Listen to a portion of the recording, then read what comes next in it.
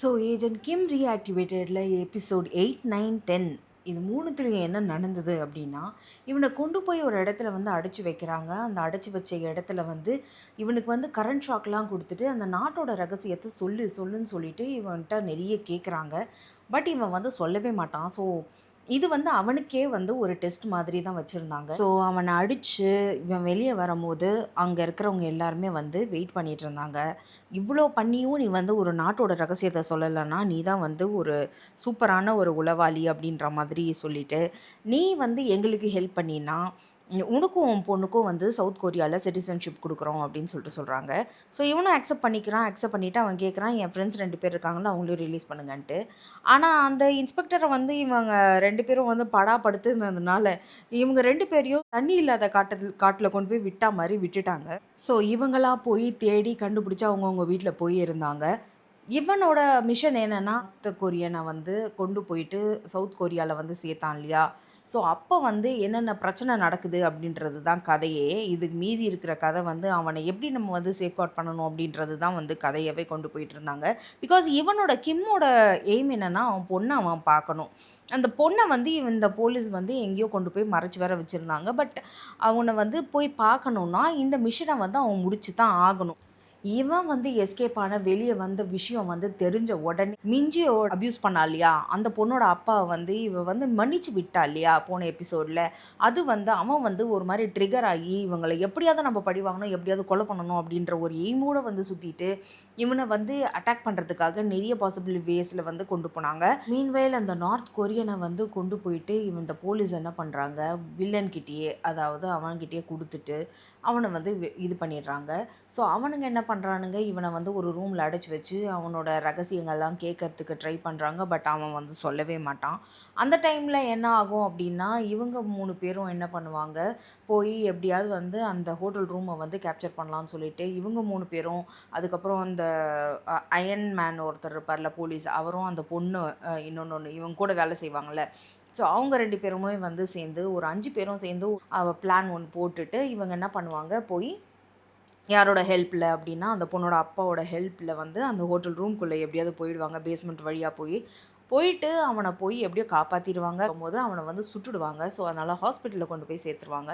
சேர்த்த உடனே வந்து இது எல்லாமே கிம்மோட பிளானாக தான் இருக்கும். கொண்டு போயிட்டு சேர்த்த உடனே அவங்ககிட்டேருந்து சவுத் கொரியன் போலீஸ் வந்து இன்ஃபர்மேஷன் எல்லாத்தையுமே கேதர் பண்ணதுக்கப்புறம் அவங்கக்கிட்ட வந்து ஒரு ரெக்வெஸ்ட் வைப்பான், நீங்கள் என்னை கொண்டு போய்ட்டு மெக்காவில் விட்டுடுங்க அப்படின்னு சொல்லிட்டு, உண்மையெல்லாம் நான் சொல்லிடுறேன் அப்படின்னு சொல்லிட்டு அவனும் எல்லா உண்மையும் சொன்ன உடனே இவன் என்ன பண்ணுவான், அந்த டைமில் வந்து இவன் நம்பர் 66 இல்லையா?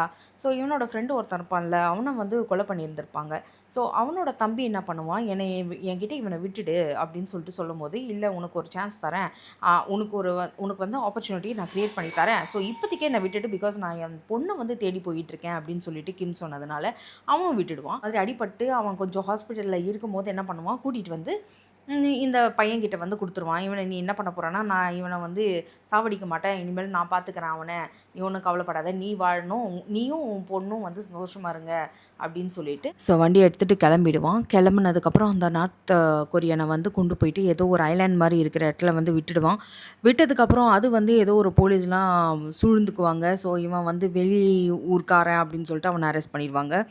ஸோ அந்த டைமில் என்ன ஆகும் அப்படின்னா, உடனே வந்து இந்த பொண்ணோட அப்பா வந்து என்ன பண்ணிடுவான், அவன் எஸ்கேப் ஆகிட்டான் இல்லையா? ஸோ அவன் வந்து அவனோட ஆளை வச்சு இந்த 2 ஆளுங்க இருக்காங்க இல்லையா, இவனோட ஃப்ரெண்ட்ஸ் 2 பேர் இருக்காங்கல்ல, அவங்களோட பசங்களை வந்து கடத்தி கொண்டு போய் வச்சுருவாங்க. ஸோ என்ன சொல்லுவாங்கன்னா, கிம் வந்து நீங்கள் 2 பேரும் சாவடிக்கணும். நீங்கள் சாவடிச்சிங்கன்னா தான் உன் பசங்களை வந்து நான் வந்து உயிரோட விடுவேன் அப்படின்னு சொல்லிடுவாங்க. ஸோ இவங்களுக்கு வேறு ஆப்ஷனே கிடையாது. இவனுக்கு ஃபோன் பண்ணி நீ வா இங்கே அப்படின்னு சொல்லிட்டு சொல்லிடுவான். ஸோ கிம்மும் வந்து அவன் ஃப்ரெண்ட்ஸுக்காகவும் அந்த ஃப்ரெண்ட்ஸோட குழந்தைங்களுக்காகவும் சொல்லிட்டு அவன் அங்கே போவான். அங்கே போன உடனே அவங்க 2 ஃப்ரெண்ட்ஸும் வந்து வேறு ஆப்ஷனே இல்லாமல் கிம்மை போட்டு செம்ம அடி அடிப்பாங்க. அதெல்லாம் பார்க்கறதுக்கு நமக்கே வந்து ரொம்ப கஷ்டமாக இருக்கும். ஸோ அடிக்கும்போது அவன் வந்து அவங்களுக்குள்ளே ஏற்கனவே ஒரு பிளான் இருக்கும். ஸோ அந்த பிளான் படி வந்து இவங்களுக்குள்ளே அடிச்சுக்கிட்டு அவங்க கிம் வந்து போய் ஒரு கேட் மேலே போய் விழுவான், ஒரு இரும்பு கேட்டில். அந்த கேட்டில் விழுந்து விழுந்து விழுந்து அந்த கேட்டே உடையும். அப்போது வந்து அவனை போட்டு அடிச்சுட்டு அவன் ஆளுங்களெல்லாம் அடிச்சுட்டு இந்த குழந்தைங்கள காப்பாற்றிட்டு கொண்டு போய் கொடுத்துருவாங்க. ஸோ அடுத்தது இந்த சண்டைலாம் நடந்து முடிஞ்ச உடனே அந்த அவனோட பொண்ணை போய் பார்க்க போவான். அந்த பொண்ணு வந்து என்ன பண்ணிட்டுருக்கோன்னா, அவங்க அம்மா, அப்பா செத்து போயிட்டாங்கன்னு சொல்லிட்டு, அது வந்து ஒரு மோன் பண்ணிட்டுருக்கோம். மோன் பண்ணிட்டுருக்கும்போது வந்து, ஆ இவன் வந்து அங்க வந்து நிப்பான். "உன்ன விட்டுட்டு இனிமேல் நான் எங்கேயுமே போமாட்டேன்" அப்படின்னு சொல்லிட்டு.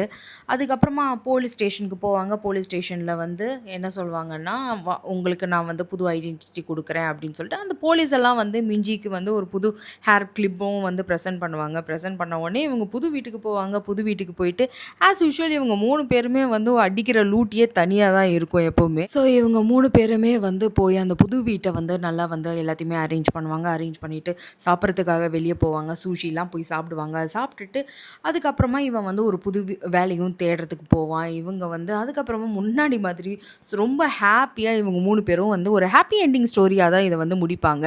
பார்க்கறதுக்கே ரொம்ப நல்லாயிருக்கும். இது வந்து லிமிட்டட் எபிசோட்ஸ் அப்படின்றதுனால, ஆ கதை வந்து ரொம்ப சுருக்கமா காம்பேக்ட்டா இருக்கும். ஸோ சோஜி சப்பு புடிச்சவங்களுக்கு இது வந்து ஒரு மிகப்பெரிய ட்ரீட்டுன்னு கூட நான் சொல்லுவேன். ஸோ ஏஜென்ட் கிம் ரீஆக்டிவேட்டட் மஸ்ட் வாட்ச்ன்னு தான் நான் சொல்லுவேன். அண்ட் இந்த பதிவு உங்களுக்கு பிடிச்சிருந்ததுன்னா, கண்டிப்பா என் சேனலுக்கு சப்ஸ்கிரைப் பண்ணுங்க. மறக்காம பெல் ஐகான ப்ரெஸ் பண்ணிக்கோங்க. Thank you.